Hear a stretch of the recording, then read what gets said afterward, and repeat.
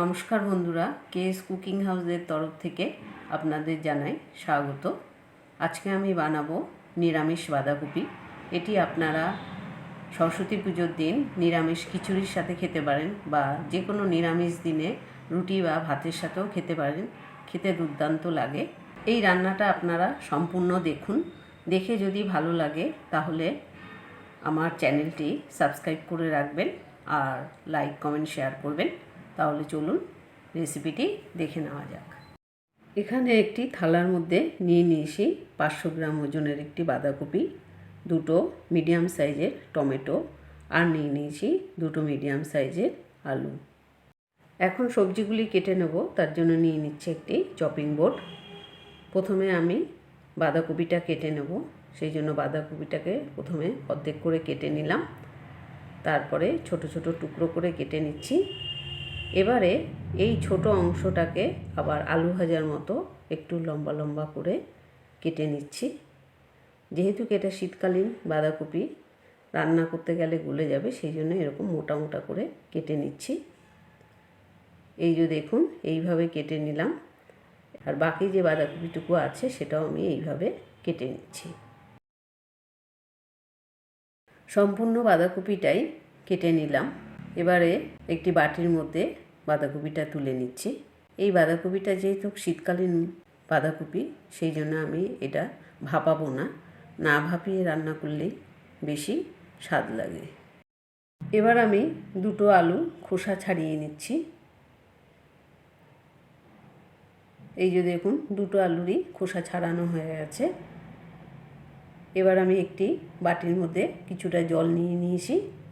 এই আলু দুটো ছোট ছোট টুকরো করে কেটে নিচ্ছি।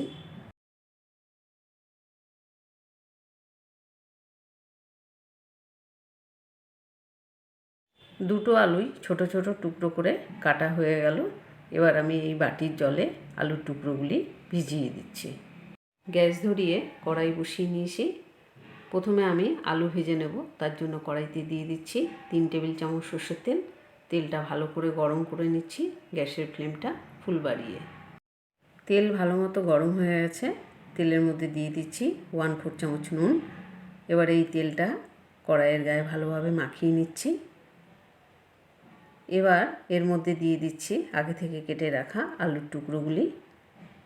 এই আলুর টুকরোগুলি তেলের সাথে ভালোভাবে উল্টে পাল্টে নাড়িয়ে নিচ্ছি। এই অবস্থায় গ্যাসের ফ্লেমটা মিডিয়াম করে দিয়ে 3 থেকে 4 মিনিটের জন্য আলুগুলি হালকা লাল করে একটু ভেজে নিচ্ছি। ওদিকে আলু ভাজাটা বসিয়ে দিলাম। এবার আমি এখানে এই টমেটো দুটো ছোট ছোট টুকরো করে কেটে নিচ্ছি। এই যে দেখুন, ছোট ছোট টুকরো করে কাটা হয়ে গেছে। এবার আমি একটি ছোট মিক্সিং জার নিয়ে নিচ্ছি। এবার এই মিক্সিং জারের মধ্যে টমেটো কুচিগুলি ভরে নিচ্ছি। এবার ঢাকা দিয়ে ভালো করে পেস্ট করে নিচ্ছি।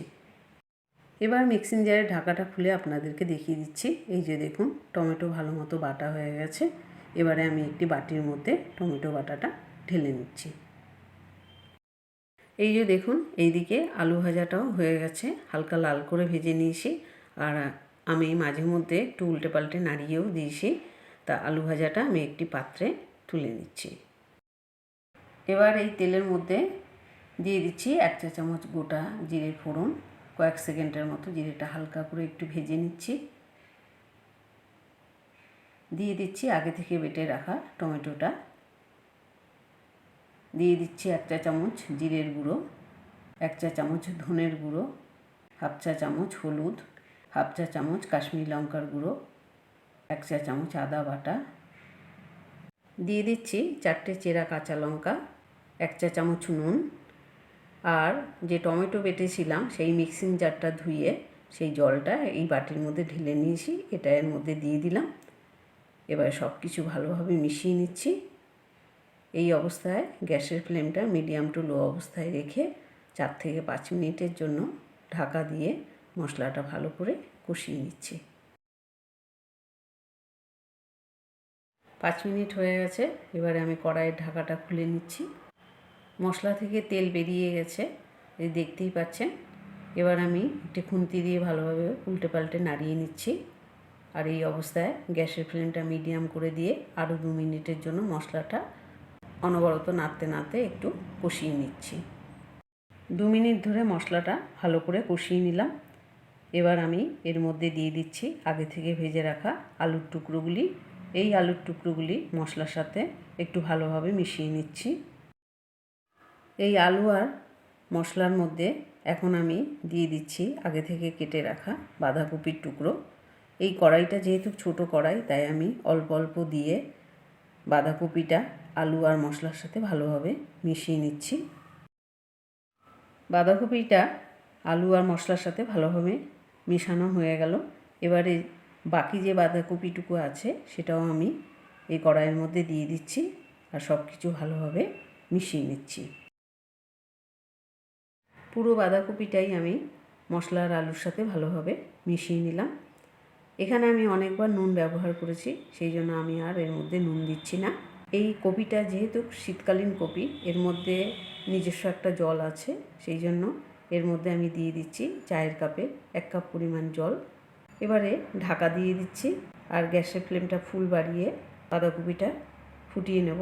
ফুটে উঠলে গ্যাসের ফ্লেমটা মিডিয়াম করে দিয়ে 5 থেকে 6 মিনিটের জন্য বাঁধাকপিটা রান্না করে নিচ্ছি। 5-6 মিনিট পর ফিরে এলাম।